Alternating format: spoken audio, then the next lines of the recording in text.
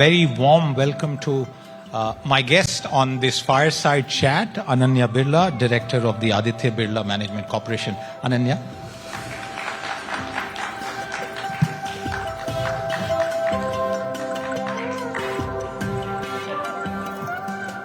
Thanks very much for being here with us today. The session is basically called Next Gen of Business and building more than just wealth, and you perhaps are the perfect example of that. And I want to begin by relating a very small anecdote to our audience here and those who are watching us. At the age of 17, to think and execute a plan to do microfinance of all things. How did that happen? Because at 17, there are perhaps many other pursuits to chase in life. Firstly, thank you so much, India Today, for having me here. This means so much. It's been a couple of years now, so it feels good. Lovely chatting with you, Siddharth. Yeah, thank you for that question. I think, at 17, there were a couple of different things that triggered is the wrong word, that motivated me to start Swatantra. I think from a very young age, I've had a lot of guilt of being born in privilege. And I wanted to do something by myself to make myself feel like I'm worth it. Right? I think it was coming from that place as well. I wanted to do something to bridge the gap. I was born in so much privilege, and then across the street, a girl didn't have anything to eat or wear. And my brain at that age just could not understand how that is okay. And so I wanted to do, so basically financial inclusion. And then from a very young age, coming from a Marwadi background and just looking around, being a curious mind, I realized that if a woman is not financially independent, she's either before she's married, she's either under the thumb of her father and then her husband. She really can't make too many choices of her own. She doesn't have that independence. So I wanted to do something to contribute to that as well. And microfinance just seemed to fit that bill for everything across the board. So it was a very, very bold move that I made. Didn't have much support at that time, and rightfully so. I don't know if I would have supported me looking now back. But it's turned out we're the second largest now in the country, with since disbursement 60,000 crore AUM. So, I mean, it's been a journey, and that's the story of Swatantra. It clearly must have been a tough journey because microfinance is not an easy sector to do. It sounds easy, but it's far more difficult, and I've personally reported on that. I want to add this element of the age that you started and you parallelly pursued music. Now, how does that happen together? Because for you, you're a serious musician, without doubt. How did both of them come together? That's a very good question. I think I can't go to bed at night if I don't live an authentic life. I think it's very important for me to live an authentic life. And, we're just here once. It's the same person, but they're just two different facets, I would say. And it's a very important part of me. It's a huge form of expression. So it started with a love for poetry, which turned into songwriting when I picked up the guitar. And I realized that this is so cathartic that I can just stand here and express how I feel. And it's totally normal to feel a particular way. It's just something that I knew was part of my destiny. I knew that I would not have a very linear path. And it was just a question of, okay, is this something that I want to take up or not? And again, it's been a roller coaster. And I decided, look, you only live once. And if my music can impact even one person, and even if one person can feel like they're not alone, I am going to do it. That's basically what it is. And that's a good point. And I see shades of spirituality in your answer. So I'm going to ask you, what does faith mean to you? What does God mean to you? So I have a tattoo that says God here on my hand. I noticed that. I'm not consciously spiritual or anything. and I have a long way to come. I'm a very flawed, imperfect person. But I have an innate faith that if we all, or whoever, I'm just going to say I, because I speak for myself. If I work hard with good intention and have a clear vision, there's no reason why something will not work out. And if something doesn't work out, then it's the universe's plan, which will always be better than my plan. And that's how I function. Every day, I come from a place of everything that's happening is happening for me, not against me. It's like when you're inside a maze, you can't see the way out. But that's the whole, that it's fun, right? The part is to get through the maze. So if you go out, if you zoom out and take a bird's eye view, then you can kind of see, okay, there was a plan all along. So this is the belief, the faith that I have, and I think that's the best way I can explain faith to you, what it means to me. Is there an instance that you can relate to us here that's deeply personal, but you can go public with it, of where you really felt that at a crunch time, your faith worked for you? I mean, Swatantra, for example, because we started on that topic, right? It's seen, the industry has seen some massive lows, and we have come out stronger every time. So if you just look at the crisis, the microfinance crisis that happened right now, firstly, if we hadn't acquired Chaitanya when we did, Chaitanya would have shut down, because that's what happened with their parent company. So there would have been no Chaitanya. So obviously, because of the scale that we are at right now, we were able to manage. We are one of the only MFIs actually that's still very, very profitable. We've maintained our ROI, we've maintained our OPEX through a very, very rough time. Now, something like that is, I feel like it is got to do with more than just what is in front of the eyes. I don't know how to explain this. Or I'll give you another example. When I got into music, right, there was this whole thing. It's my own inner conflict. Will people take me less seriously as a business person? Right? Naturally, because we're not used to seeing someone running a really serious, large financial services company successfully, that to a woman who is a young woman, and then seeing that same woman on stage belting out a pop song, that to an English R&B pop song. And I happen to do both. Now, if I do it successfully or not, that's a different topic. But the point is I happen to do both. So, does that already put me on a back foot where people won't take me seriously in both? But somehow it's worked out in my favor. Again, because I've had good intentions in both. And I've really worked hard on my skill sets in both. So whether that is my morning riyaz, then I'm in office from doing my meetings from 9 to 9, then I'm in studio after that from 9:30 to 2 a.m., which means I don't have a social life and I don't sleep much. So it takes a lot of effort, but I love it. I'm obsessed with it. So yeah, I think if you truly dil se do something and you really want to do something, the universe kind of just makes it happen. What's tougher, since you described your very grueling daily schedule, what's tougher, making music or poring over balance sheets and ensuring that there is enough return on investment? I mean, ROI is everywhere. It's in my music as well, right? At the end of the day, I'm a Marwadi. That's in my blood. What is tougher? I think it's very contextual. Mm-hmm. So, for example, but it's also very, very enjoyable. I would not have it any other way. I'm not the kind of girl or human being who wants to sit at home and not do anything. I cannot be still for too long, which has its own negative impacts, but it's fine. I'm young. I'm working through it. So, for example, in studio, you have to be vulnerable. Or I believe in that.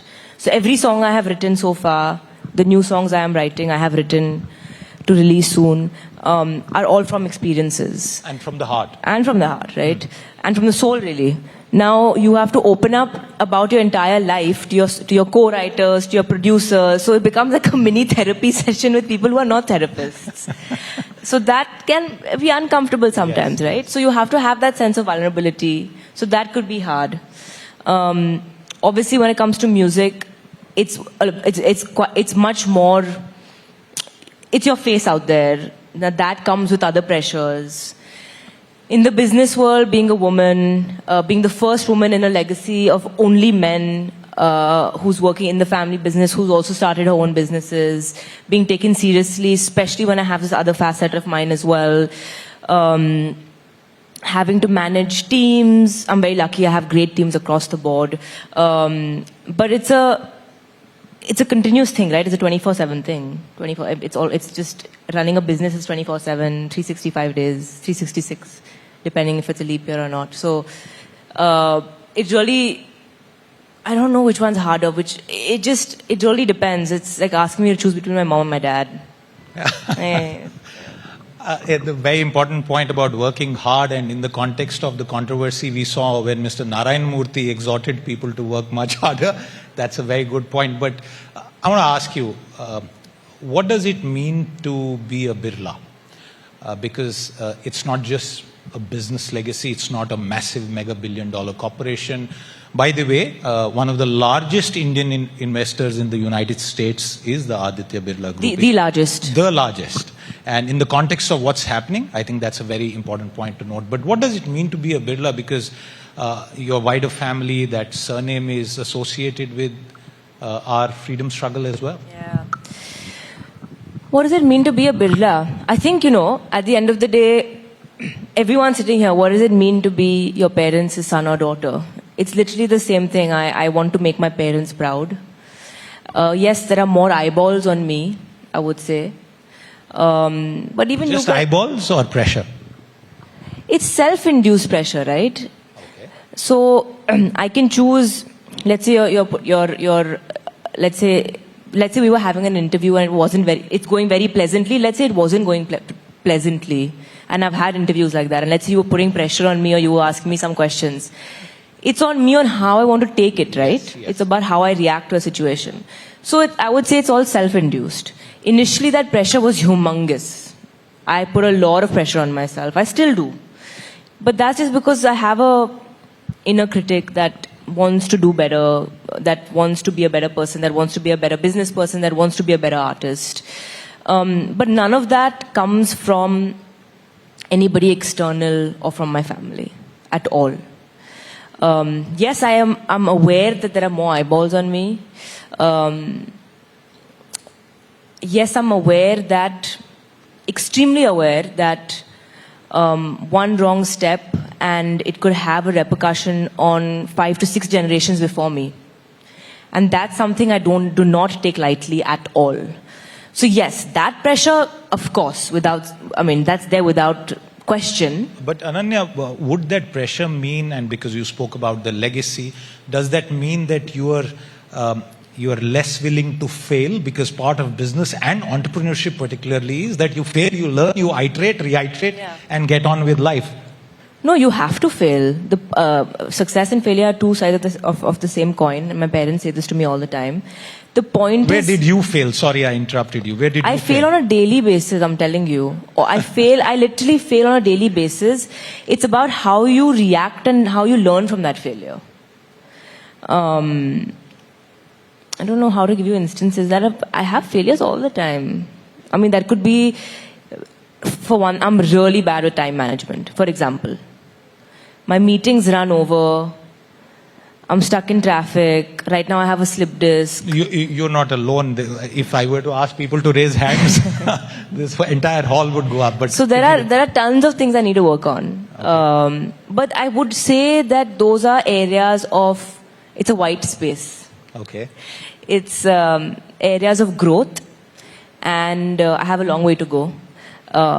So I fail on a daily basis. I rise on a daily basis. I fail again. I rise again. And that's like a heartbeat is also like that, right? It's kind of just the way it works. Yeah.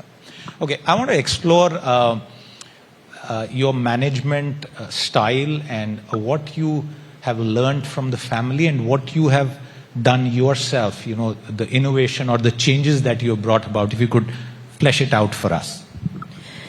So that's very interesting because I think, we live in a world where now, which Papa didn't have to deal with. I call it open, it's an open community. With social media coming in, with IoT coming in, we are all much more connected. We can put opinions out there much more. So we are having to deal with things differently because now we have contact with each other in a different way. Which means that now that whether it's WhatsApp, whether it's LinkedIn, whether it's Instagram, whether it's TikTok, whatever it may be, there's more out there, which means that there are more opinions, which means that it can all be much messier, but it also means that there's that much more potential to build a stronger, loyal base. Whether that is with your team, stronger relations with your team, whether that is with your consumers, whether that is with your partners. Now the question here, which I think my dad's generation as businessmen didn't even have, is how do you choose to show up in an open community?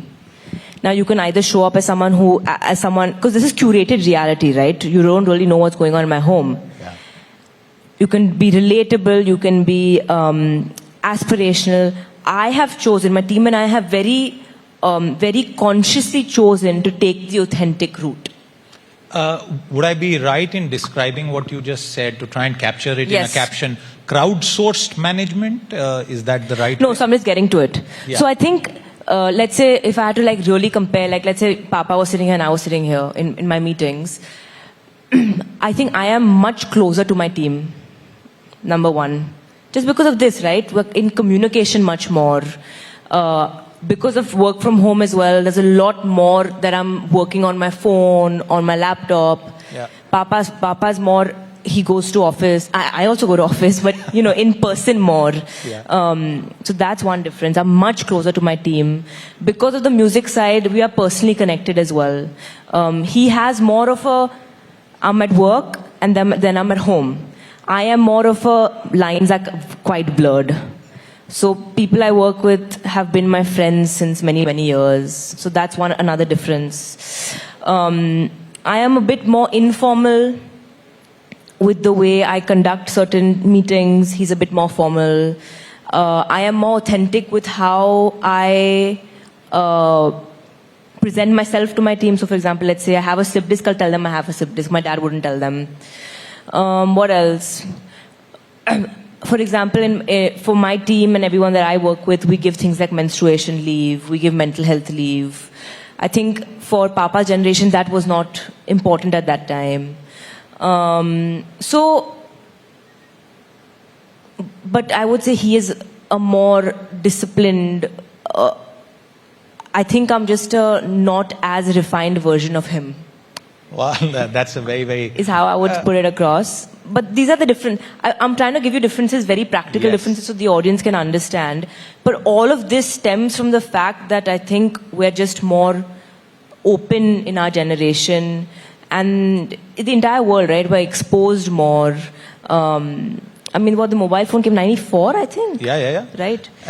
And your father, your group has played a stellar role in building Digital Bharat. None of Digital Bharat would have existed had those 3G, 4G, 5G networks not been. Which is what we spoke about. And yeah, that was very kind of you to say.